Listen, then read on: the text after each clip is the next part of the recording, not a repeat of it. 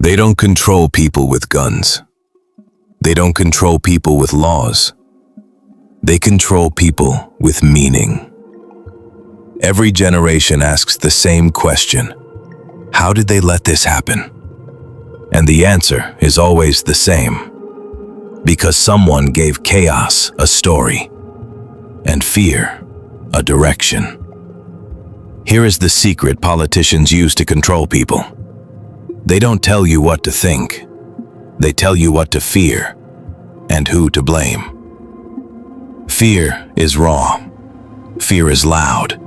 Fear doesn't need logic. But fear alone is useless. So they package it. They simplify the world into us and them, heroes and villains, threats and saviors. Once people accept the story, they stop asking questions.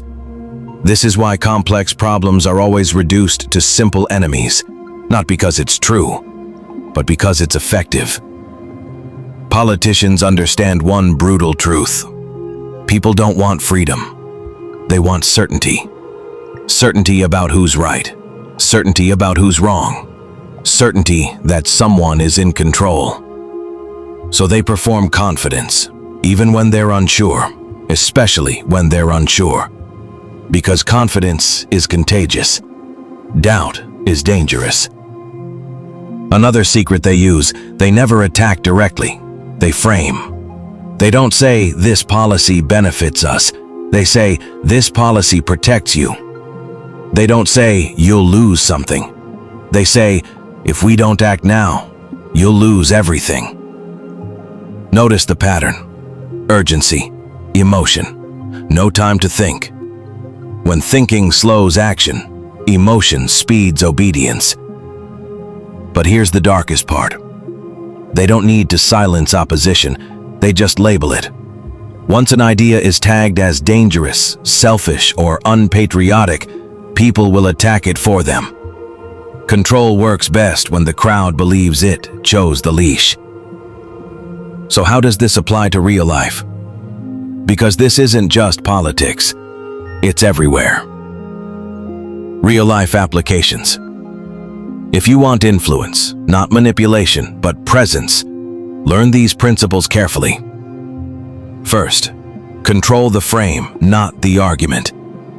In conversations, don't rush to explain. Decide what the conversation is about.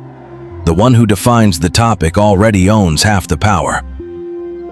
Second, speak to emotion before logic. People justify with logic, but they decide with feeling. If someone feels understood, they become open.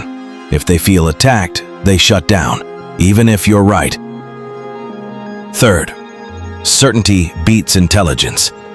You don't need to know everything. You need to speak without hesitation. Slow voice, fewer words, no over-explaining. Silence makes people project strength onto you. Fourth, never appear desperate to convince. Politicians don't chase approval, they assume authority and let others adjust. In real life, the less you try to prove yourself, the more people believe you. And finally, understand this to protect yourself. When you feel rushed, when an issue is simplified too cleanly, when fear is paired with a single solution, stop. Ask, who benefits from this story? Because the moment you stop reacting emotionally, the spell breaks. Power doesn't announce itself. It whispers, repeats, waits. And the most dangerous control is the one that feels like your own idea. Most people will watch this and move on. A few will recognize themselves. If you're one of them, subscribe. Because the moment you start understanding human behavior, you stop being controlled by it.